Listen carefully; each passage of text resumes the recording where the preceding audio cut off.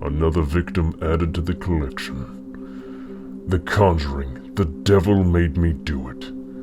Following the story of Glen's grandparents, the Warrens investigate a murder that may or may not be linked to a demonic possession that may or may not be generated by witchcraft. Oh God, you love to see it. It's like we're back in the 1600s.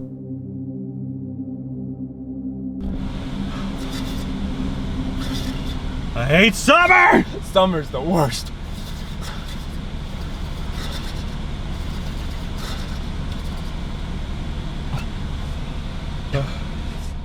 For auditory purposes, we should turn this down. Oh, I should have brought water.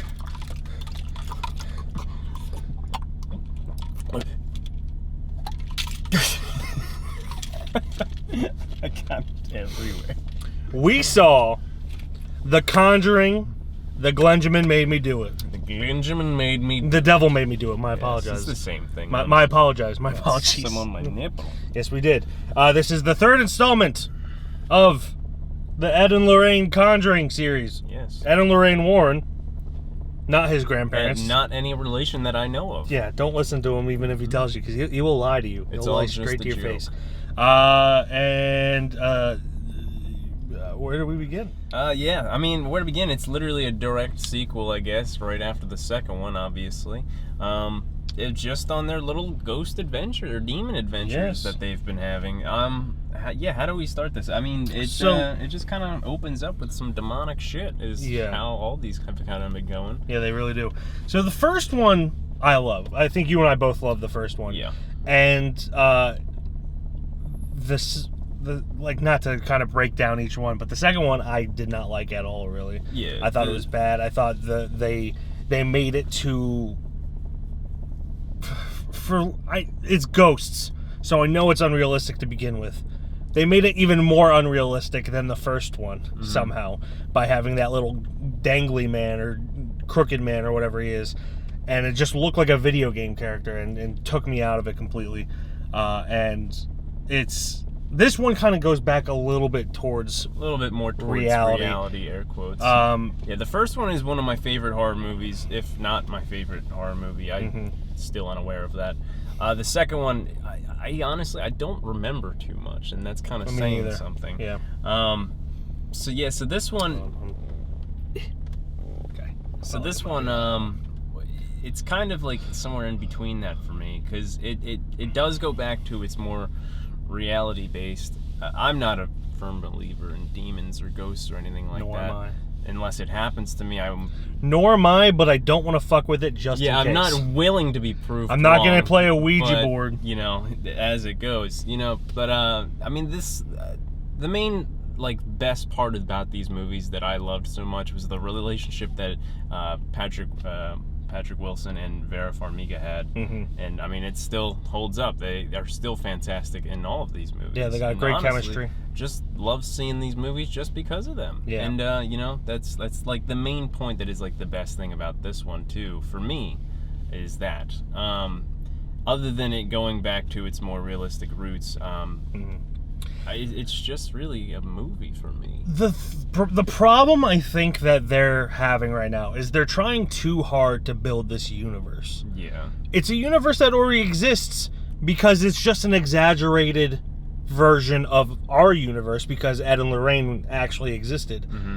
And they're trying too hard to expand this universe that already exists.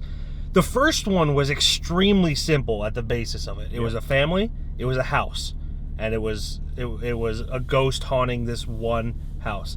And the second one definitely became way more complicated than it had promise, with it being just another possession in a house. But then they introduced the nun, and then the crooked man. Yeah, there was different examples. Yeah, and then in this one, it simplifies it a little bit more, but it still makes it more complicated by trying to explain to you all of these totems and everything. And it introduces witchcraft and Satanism, which I mean I know exist in this universe, but it doesn't need to be that complicated. It's a demonic possession story. Mm-hmm. You don't really need more than that.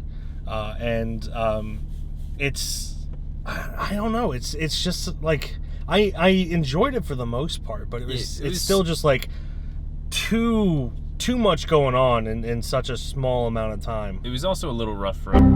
So just a heads up, the camera's going to lose focus for the duration of the video because of the heat that we were having in the car. So, I mean, we're going to be blurry, but you still got our sweet, succulent voices. All right, have fun. Because we just had a theater that had one of the speakers, like, kind of blown out. So it would always go... Yeah. So Definitely. that was fun when people were talking and having conversations in it. Mm-hmm. And a man who's no longer a priest talking and you can't hear a goddamn word he's saying because... Yeah, that's the specific theater where we were in, though, not the film itself. It's not anything against the movie. It was just we had a kind of bad time because of that. But again, because of how complex they make it, the editing is very jerky from scene to scene, because it's just like one scene, we need to go back to these people. We're not going to connect them at all. We're going to go to this one. Yeah, and it just kind of makes it messy in a way. A lot of cuts to blacks. A lot of cuts, especially when jumping from like family to. And I feel like the scares in this were more effective than the second one.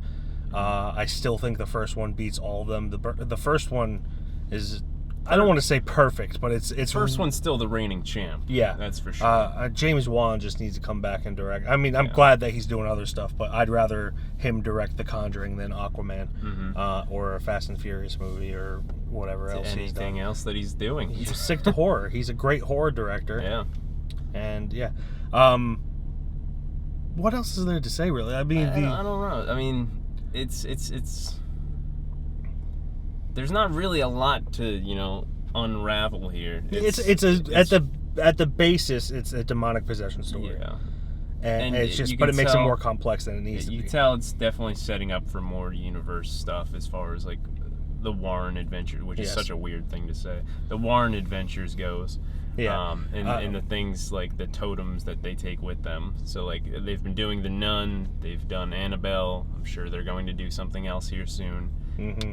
So maybe something with the chalice this time. The chalice, or more into the Satanist cult in that. This one didn't really, like, with the second one and with the first one too, because the first one's where they introduce Annabelle, right? Mm-hmm. And in the first one, the introduction of Annabelle is just an introduction into the Warrens, which is why it works in The Conjuring. And then in The Conjuring 2, the introduction of the nun was very like, oh, you're trying to start something. We don't need this for this story. You're trying to hint at another story. Yeah. And then in this one didn't really have something that stood out as this is what's going to be the next break off from that, which I did appreciate that it wasn't so in your face about what's going to be next.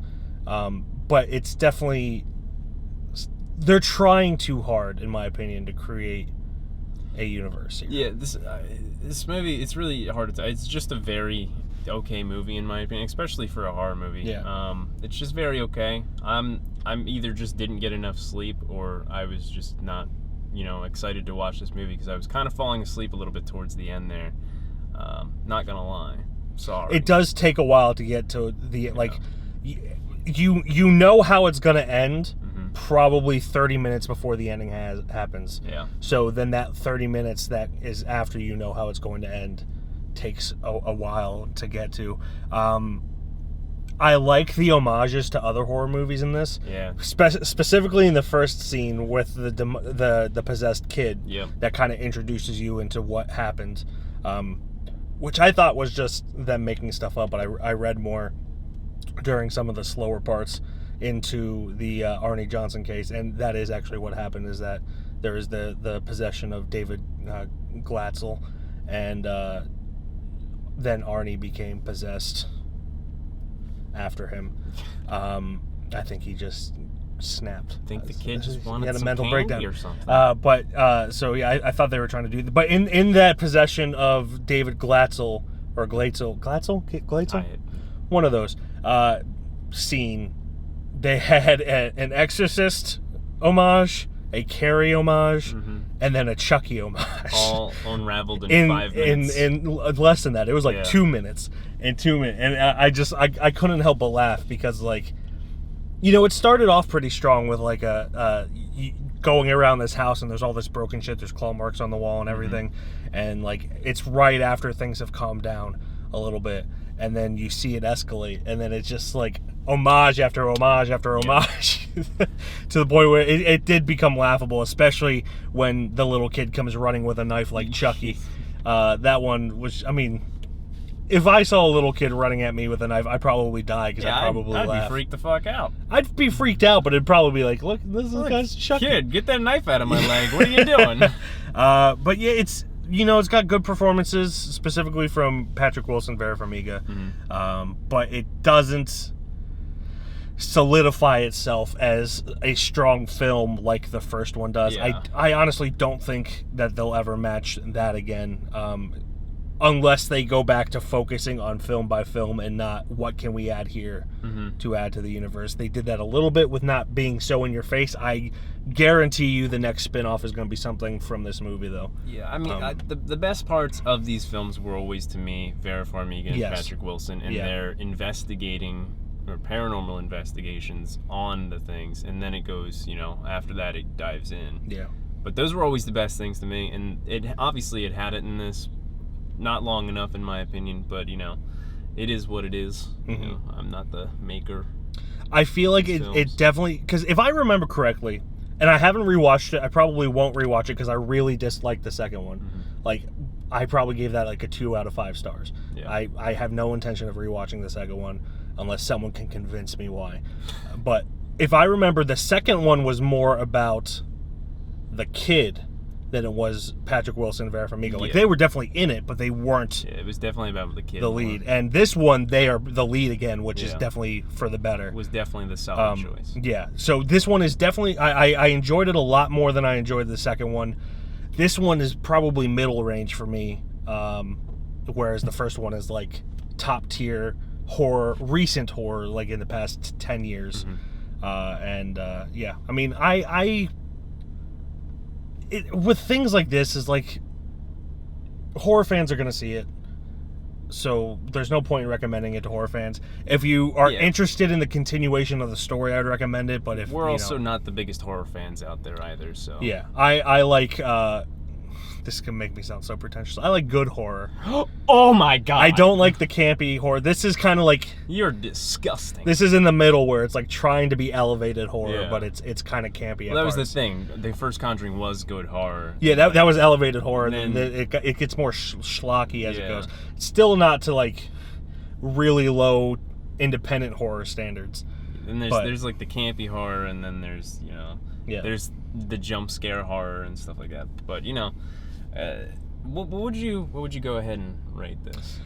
I think I've talked about it plenty. Yeah, I would probably give it. I just want to, before I do that, I want to see what I rated the second one. Yeah, I would say that I think I gave the second one a 2.5. I'd probably give this one a 3. Whatever the second one was. You gave the second one a 3 out of 5. You might want to change. Well, I would change it. I would give the second one. I might have to give it a rewatch because I don't remember most of it, to be honest. Yeah. So I gave the second one a 2. I'm going to give this a 3. But the first one, I think, is a 5 out of 5, if I'm not mistaken. So that kind of breaks it down. Oh, that seems low. I probably rated that when I was rating a bunch of movies at once. I gave the second one a 3 out of 5. Yeah, what? Or the first one a 3 out of 5. I definitely think this at least deserves a 3. Yeah, this is for me. This is a enjoyable movie, but it's not as exciting or, you know, and captivating as the first. So yeah. So there we go. There we go. Yeah, thanks for watching, everybody. Thanks for tagging along for our little spooky horror show stuff. The Glenjamin made me do it. Glenjamin made me do it. Until next time, guys. We'll see you later.